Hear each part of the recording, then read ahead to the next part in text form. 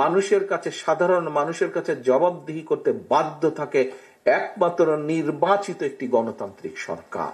কিভাবে গণতান্ত্রিক ব্যবস্থাকে ব্যাহত করা যায়, বহু ষড়যন্ত্র চলেছে। আন্দোলনের মাস্টার মাইন্ড হচ্ছে দেশের মানুষ। মানুষ বেঁচে আছে কি মরে যাচ্ছে তার কোনো জবাবদিহিতা ছিল না। কেন বেঁচে মরে যাচ্ছে মানুষ, এর জবাবদিহিতা ছিল না। একমাত্র গণতন্ত্র সমাজে, দেশে এবং রাষ্ট্রে জবাবদিহিতা নিশ্চিত করতে পারে।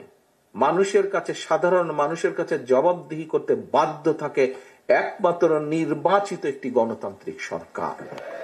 এবং রাষ্ট্রের, দেশ, মানুষ, রাষ্ট্রের যদি ভালো হয়, সেটি তিল তিল করেও যদি ভালো হয়, করতে পারে একমাত্র গণতান্ত্রিক ব্যবস্থা, গণতান্ত্রিক নির্বাচিত সরকার করতে পারে সেটা। এবং বহু ষড়যন্ত্র চলছে বর্তমানে, কিভাবে গণতান্ত্রিক ব্যবস্থাকে ব্যাহত করা যায়। বাংলাদেশের মানুষ 2024 সালের 5ই আগস্ট, দেশের মানুষ মাস্টার মাইন্ড, এই আন্দোলনের মাস্টার মাইন্ড হচ্ছে দেশের মানুষ। একজন গৃহবধূ 5 তারিখের যে আন্দোলন, যে পতন স্বৈরাচারের, সেটির মাস্টার মাইন্ড হচ্ছে এই দেশের গৃহবধূ।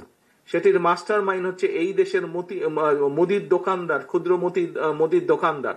সেটির মাস্টার মাইন্ড হচ্ছে এই দেশের রিক্সা চালক, ভ্যান চালক, সিএনজি চালক, বাসের হেল্পার, ছাত্র জনতা, মাদ্রাসার ছাত্র, ইউনিভার্সিটি, প্রাইভেট ইউনিভার্সিটি সহ স্কুল কলেজের ছাত্র। সেটির মাস্টার মাইন্ড এমনকি ছোট ছোট শিশু, 63 জন শিশু মারা গিয়েছে সেই আন্দোলনে। একটি জবাবদিহিতার সরকার তৈরি হতে হবে। জবাবদিহিতা থাকলেই ধীরে ধীরে শুভ পরিবর্তন ঘটা শুরু হবে। অনেক ডিবেট থাকবে, একজন ভালো আর বাকি সবাই খারাপ। দুঃখজনকভাবে হলো 5 তারিখের পরে কেন জানি মনে হচ্ছে সেটির বোধহয় পরিবর্তন হয়নি। এটির পরিবর্তন হওয়া বাঞ্ছনীয়, এটির পরিবর্তন হওয়া অত্যন্ত জরুরি। আমরা বহুদলীয় গণতন্ত্রে বিশ্বাস করি। বহুদলীয় গণতন্ত্রে মানুষ বিভিন্ন মতামত দিবে, মতামত দেওয়ার অধিকার তার আছে, বক্তব্য রাখার অধিকার তার আছে। কিন্তু অবশ্যই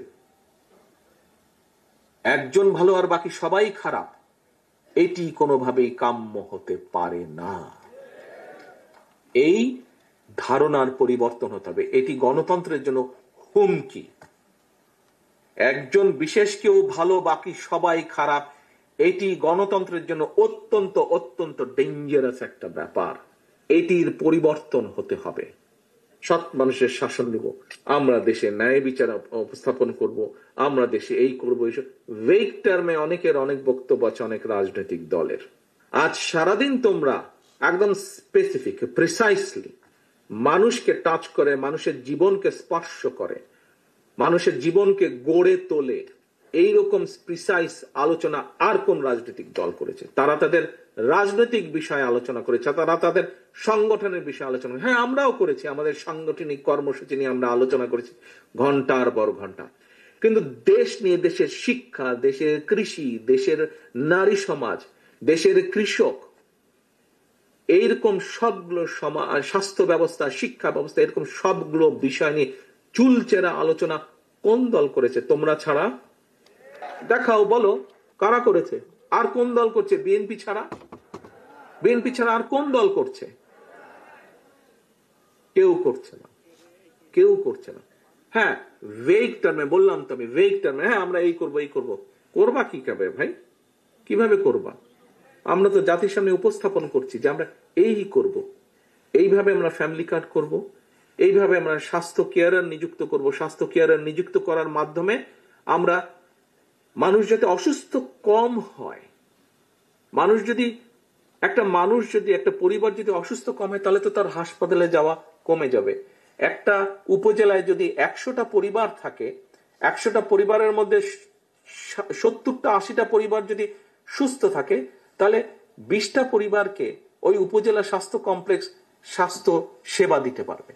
কিন্তু ওই 100টা পরিবারের মধ্যে যদি 51 সদস্যের যে উপজেলা স্বাস্থ্য কমপ্লেক্স বা স্বাস্থ্য হাসপাতাল, এটা তো জানো তোমরা, তাই না? এটা তো জানো নাকি? 51 বেডের, যে 51 বেডের 31 বেড কিন্তু করেছিলেন শহীদ রাষ্ট্রপতি জিয়া রহমান, পরবর্তী 20 বেড করেছেন দেশনেত্রী খালেদা জিয়া। এটা তোমাদের জানো। এর আগে পিছে কিন্তু আর কিছু হয় নাই।